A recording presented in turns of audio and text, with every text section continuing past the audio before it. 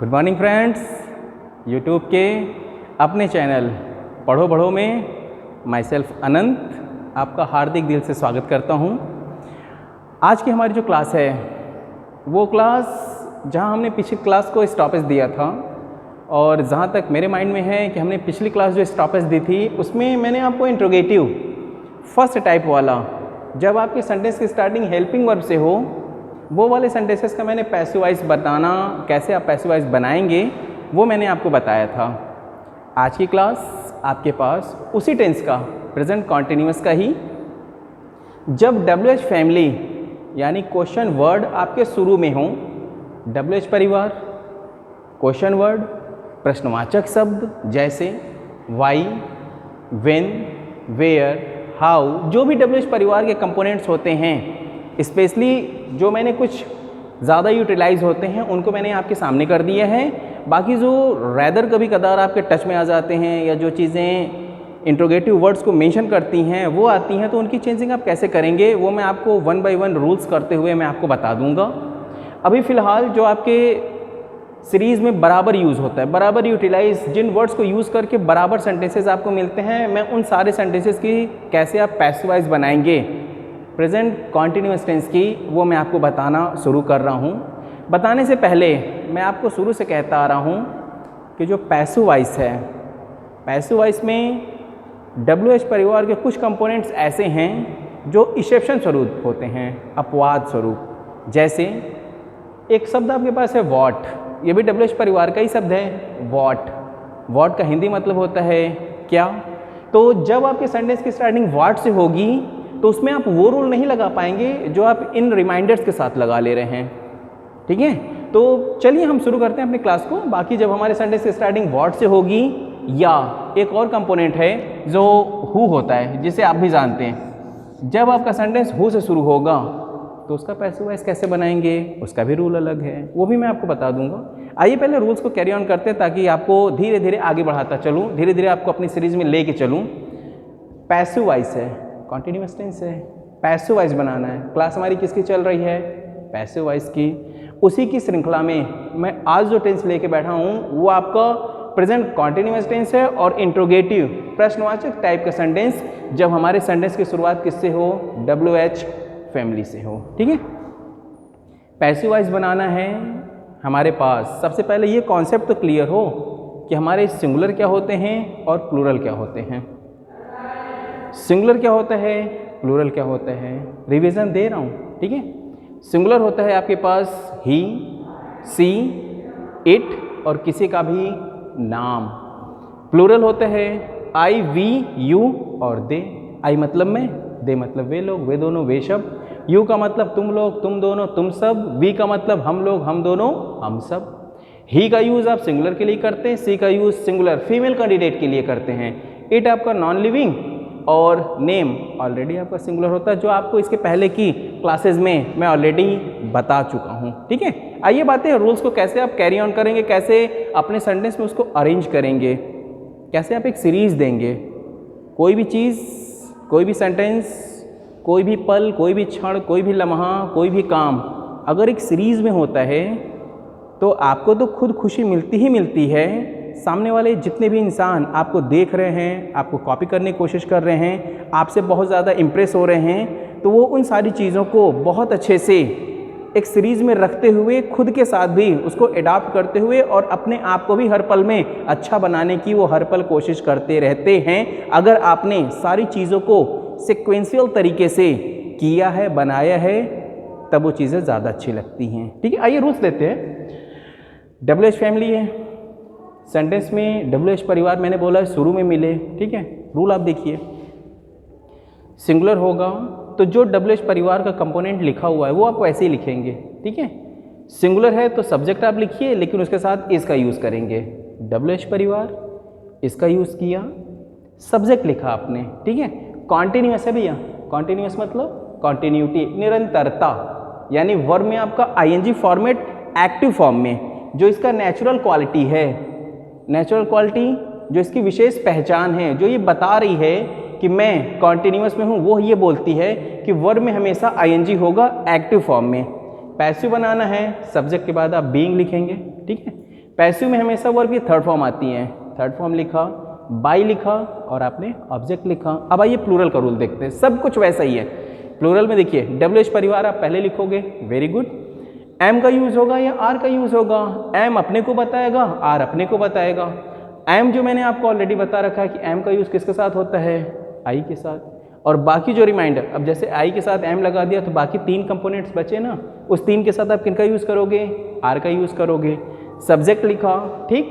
फिर उसके बाद आप बीइंग का यूज़ लिखेंगे, पैसिव वॉइस है, वर्ब की थर्ड फॉर्म देना पड़ेगा, बाई लिखा और ऑब्जेक्ट लिखा। ये आपके सिंगुलर और प्लूरल का एक छोटा सा कॉन्सेप्ट कि आप किस तरीके से अपने एक्टिव फॉर्मेट वाले सेंटेंस को आप पैसिव में कैसे कन्वर्ट करेंगे, कैसे डाइवर्ट करेंगे। आइए आपको एग्जाम्पल देता हूँ, एग्जाम्पल से देखते हैं, ठीक है। हमने जैसे लिखा कि why are you playing hockey, ठीक है। देखिए ये किसी भी टेंस का एक्टिव फॉर्म, किसी भी टेंस का एक्टिव फॉर्म वह होता है जो खुद में ये बताता है कि मैं इस टेंस में हूँ। किसी भी टेंस का एक्टिव फॉर्म वह होता है जो खुद को बताए कि मैं, हाँ, मैं इस टेंस में हूँ। जैसे इसमें मैंने देखिए आर का यूज़ किया, ठीक है, और उसके बाद मैंने वर्ब में आईएनजी लगा रखा है। प्रेजेंट कॉन्टिन्यूअस टेंस क्या कहता है? हेल्पिंग वर्ब होनी चाहिए, यानी सब्जेक्ट आप लिखोगे, हेल्पिंग वर्ब आप लिखोगे, इज एम आर, और वर्ब की आईएनजी लगेगी, आपका वही तो एक्टिव प्रेजेंट के कॉन्टिन्यूअस टेंस के एक्टिव फॉर्म का रूल होता है। अब आप इसको पैसिव बना रहे हैं, जैसे इसी सेंटेंस को मैं पैसिव बना रहा हूँ। जैसे लिखा है, मैं शुरू से कहता हूँ जैसे लिखा है आप वैसे ही चलिएगा, आप कभी भी गलत नहीं होंगे। सबसे पहले जैसे WH परिवार का वाई कंपोनेंट लिखा है, देखिए मैंने वाई के नीचे वाई लिख दिया।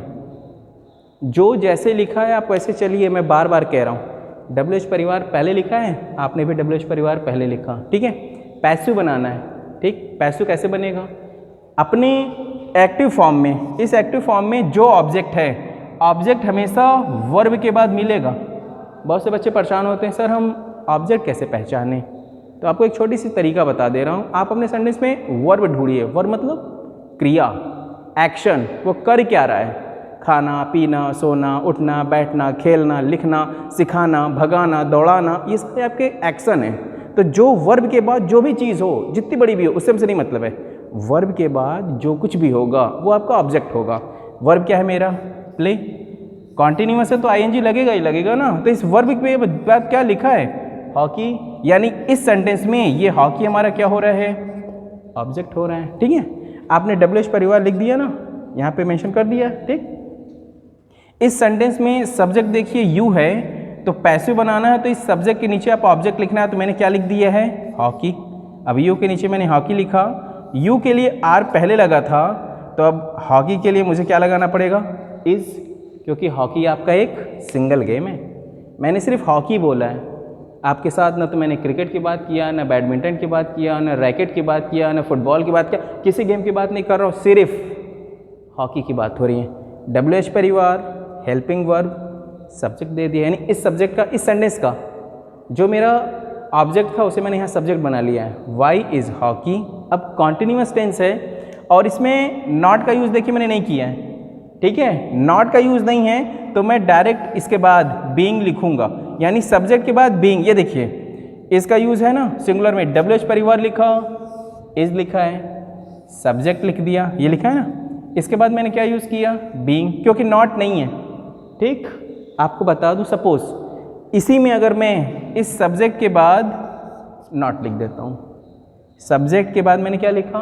नॉट। आप भी अपने पैसिव बनाते समय इस सब्जेक्ट के बाद आप भी नॉट लिख दीजिए, ये लाइन भी पूरी हो जाएगी आपकी। पैसिव बनाना है, बीइंग लिखा ही जाएगा, बीइंग लिखा, ठीक। वर्ब की थर्ड फॉर्म बीइंग लिख दिया, वर्ब की थर्ड फॉर्म, वर्ब क्या है?